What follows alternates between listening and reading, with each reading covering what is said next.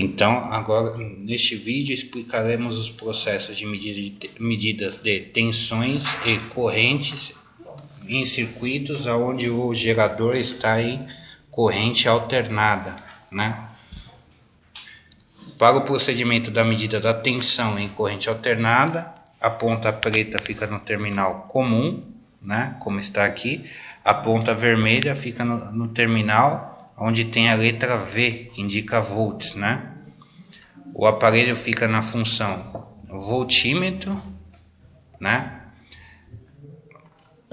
Só que e no circuito, né? Que é o circuito da corrente alternada, né? A placa fica ligada nos bornes amarelos, né? Onde tem essa senoide que indica a oscilação em função do tempo. Então, ora a tensão é positiva, ora ela é nula, depois ela passa a ser negativa, nula e positiva novamente. Ou seja, ela está oscilando no tempo, portanto não tem polaridade como tinha no circuito em corrente contínua, onde você tinha o terminal vermelho aqui que indicava a polaridade positiva e o terminal preto que indicava a polaridade negativa. Agora fazendo as medidas das tensões, né? E o que é importante também, o aparelho na função voltímetro, né? Ele tem aqui um risco, uma linha contínua e uma pequena senoide, né? O que ele indica que nessa função ele mede tensões em corrente contínua e corrente alternada. Por padrão, ele sem nada aqui, ele está medindo em corrente contínua. Quando apertamos a tecla Select, selecionamos a função em corrente alternada. Para fazer a medida dessa tensão, né, basta medir o componente desejado e utilizando as pontas em paralelo ao componente. O nosso primeiro componente é o próprio gerador do circuito. Vamos pegar as duas pontas em paralelo ao circuito e medir. Coloquei as duas pontas em paralelo e aí medimos a tensão.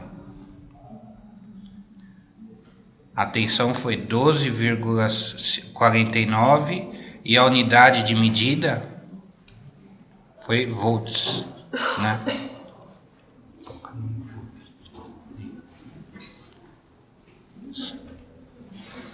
Agora medindo a tensão no capacitor C1. Relembrando, conforme no vídeo anterior, para ter um bom contato elétrico, né, é bom medir na solda do componente, né? Em paralelo também. A tensão deu 9,52 volts. No capacitor C2, medindo a tensão.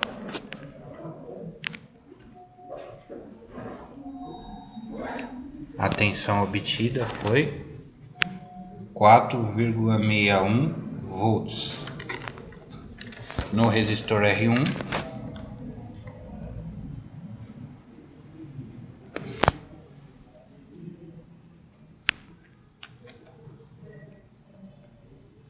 (5,95 volts). E no resistor R2,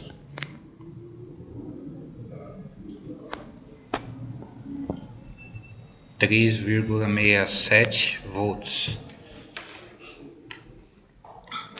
Agora, para medidas de correntes, né, devemos tomar um cuidado. Corrente, nunca devemos colocar o aparelho em paralelo, né, igual a tensão.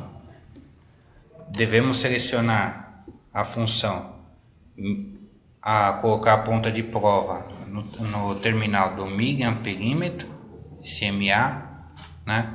Pois trabalhamos com correntes baixas, também abaixo de 400 mA, que nem indica aqui o aparelho, que é a corrente máxima que ele aguenta.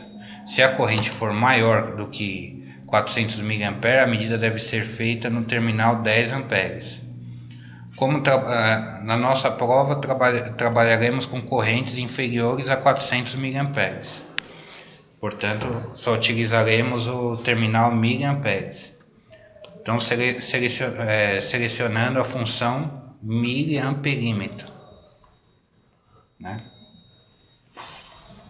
Que aponta no MA. O miliamperímetro.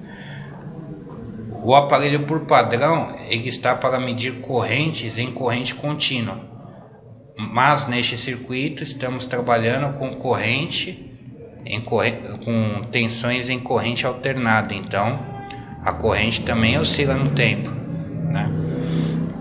Então é necessário apertar também a tecla Select. O cuidado que devemos ter no circuito para medidas de corrente é nunca colocarmos o aparelho o multímetro em paralelo com o componente, no caso com a fonte. Se fizesse isto aqui, colocasse as pontas assim, o aparelho iria queimar na hora, né? Pois a corrente aqui seria maior do que ele suporta, inclusive se estivesse na escala de 10 amperes. Ou queimaria o fusível interno de proteção da nossa fonte, ou queimaria o fusível de proteção do multímetro, né? Então, para que isso não ocorra, o processo mais adequado é pegar apenas um ponto. Aqui temos dois, né?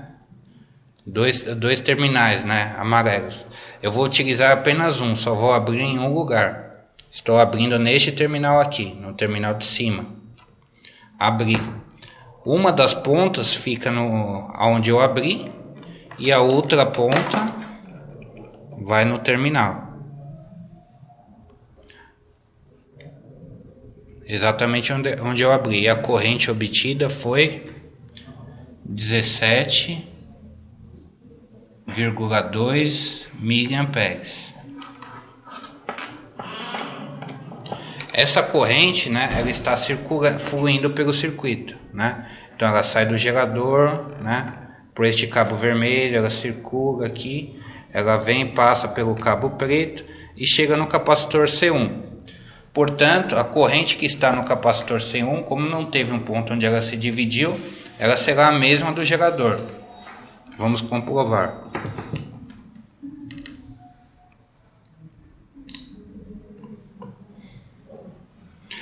Da mesma forma, eu abri um ponto só do lado do capacitor C1, que eu quero a corrente que passa por ele.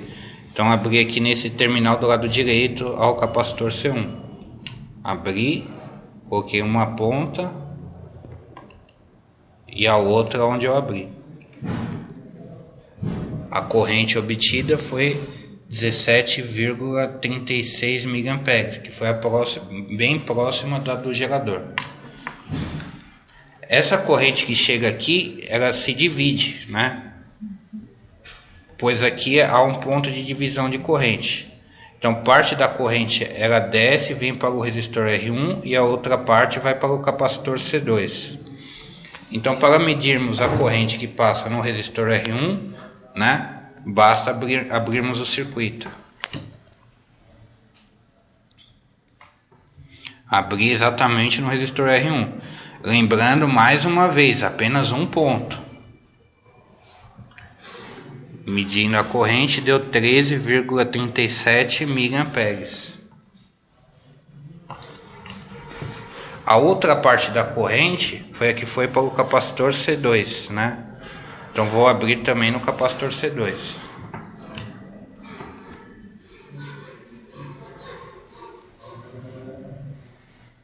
A corrente obtida foi 5,68 miliamperes, né?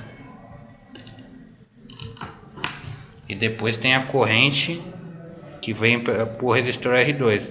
Como o resistor R2 está em série com o capacitor C2, a corrente obtida no resistor R2 será igual à do capacitor C2. Vamos comprovar. Abrir aqui do lado do resistor R2. E a corrente obtida também foi 5,64 miliamperes. Então, precauções, né, que devemos tomar, né? Não nos esquecermos das unidades de medidas, né? Pois o voltímetro, né, dará tensões em volts ou milivolts, né? O miliamperímetro, né, dará correntes em miliamperes, né? O resistor, né, pode dar a resistência com a unidade em ohms, né? Ou fazendo rapidamente uma medida de um resistor aqui.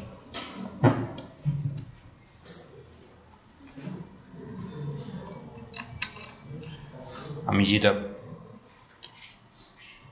pode ser em ohms, né? Mas como medimos aqui, deu 0,462 quilo-ohms, né? Que está na parte superior direita do aparelho. K maiúsculo indica 10 elevado à terceira, ou seja, 0,463 vezes 1000, que dará 463 ohms.